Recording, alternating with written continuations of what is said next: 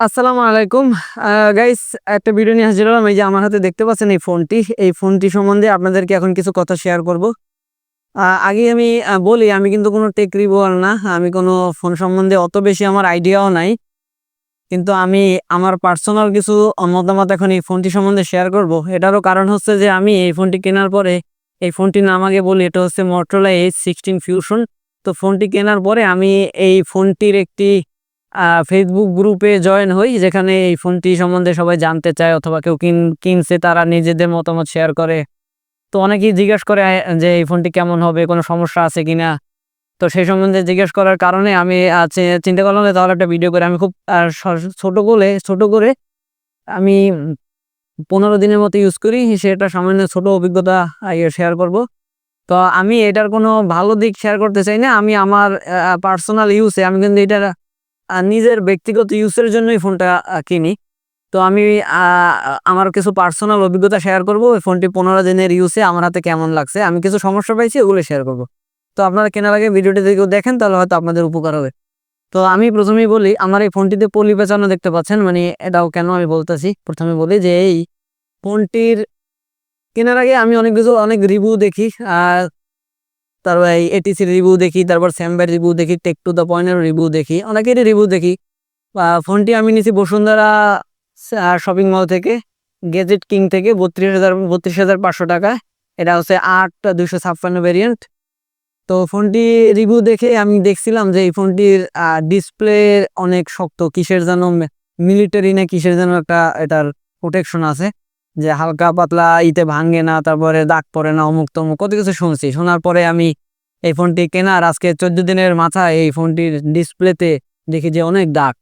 তো আগে আমি বলি যে ফোনটি কেনার পরে আমি গ্লাস প্রোটেক্টর ইউজ করি নাই, কারণ হচ্ছে যে আমি ফোনটি কেনার সময় সাথে নিয়ে গেছি 33,000 টাকা, ফোনটি কিনছি 32,500 টাকায়, ছিল 500 টাকা।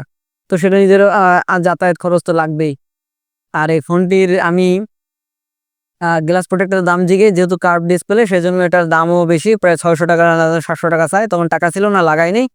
চিন্তা করলাম যে পরবর্তী বেতনে লাগাবো।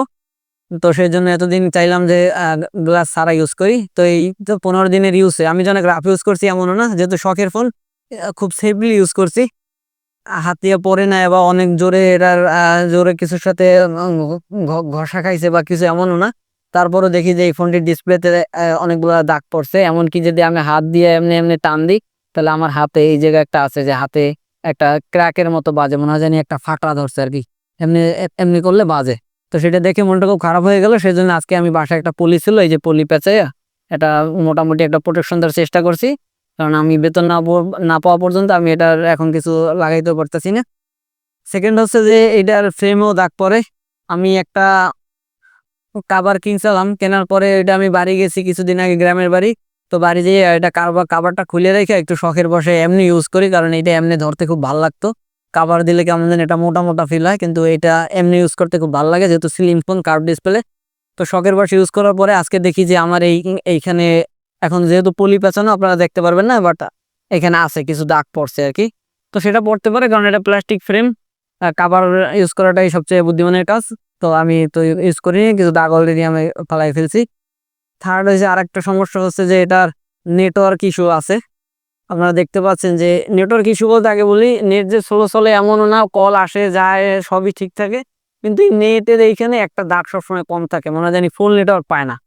এই নেটের এইখানে আপনারা দেখতে পাচ্ছেন কিনা জানি না, আমি দেখানোর চেষ্টা করি। এইখানে একটা দাগ দেখি, একটা দাগ, যাই হোক, একটা দাগ সবসময় কমই থাকে, একটা দাগ নেটওয়ার্ক ফুল পায় না।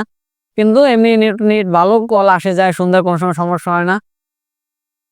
আরেকটা সমস্যা হচ্ছে এই যে ক্যামেরায় গেলে আমি মনে করেন যে ভিডিও করতেছি, এই যে দেখেন, এই যে আমি ভিডিও করতেছি, এই যে ভিডিও অন করছি, এই যে আমি যদি জুম করি, এই যে জুম করতেছি, কিন্তু আমি যদি জুম এদিকে মাইনাস করে যদি আমি এইটার ওয়াইড অ্যাঙ্গেলে শিফট করি, তাহলে ওটা ল্যাগ হয়ে যায়, দেখছেন? এই যে একটা ল্যাগ ল্যাগ ভাব আছে, এই যে হঠাৎ করে একটা ল্যাগ ভাব হয়। ইস, আপনারা দেখতে পাচ্ছেন কিনা জানি না, এই যে হঠাৎ করে ল্যাগ ভাব হয়। কিন্তু এমনি যদি বাড়াই শুধু এদিকে এদিকে আর সমস্যা নেই, কিন্তু এই একের পর থেকে মাইনাসে গেলে একটা ল্যাগ ভাব আসে। তো এটা দরকার হয় না, তাও আপনাদেরকে জানাইলাম যে একটা সমস্যা আমার কাছে মনে হচ্ছে। এটা সমস্যা নেই, এটা হয়তো আপডেট ঠিক হয়ে যাবে। তো আপনারা যারা ফোন কিনতে চান, এই যে Motorola H16 Fusion, আমার হাতে এইটা একটু সমস্যা মনে হয়েছে। সবচেয়ে বড় কথা যেটা, যে এটার স্ক্রিন প্রোটেক্টটা অত সুন্দর, অত ভালো না। হয়তো আপনারা যদি কেনেন আপনাদের হয়তো ভালো হইতে পারে, বাট আপনারা যথাসম্ভব চেষ্টা করবেন ফোন কেনার সাথে সাথে একটা পলি অথবা এটার ডিসপ্লে প্রোটেকশন ব্যবহার করার জন্য। তো এটা আপনাদের সাথে শেয়ার করলাম গাইস। এটা কোনো মোবাইল সম্বন্ধে রিভিউ না, কিছু না। এটা জাস্ট আমি এই ফোনটি আমি নিজের ব্যক্তিগত ইউজের জন্য নিছি। জাস্ট একটু শেয়ার করলাম, আপনারা হয়তো আপনাদের উপকার হলেও হতে পারে।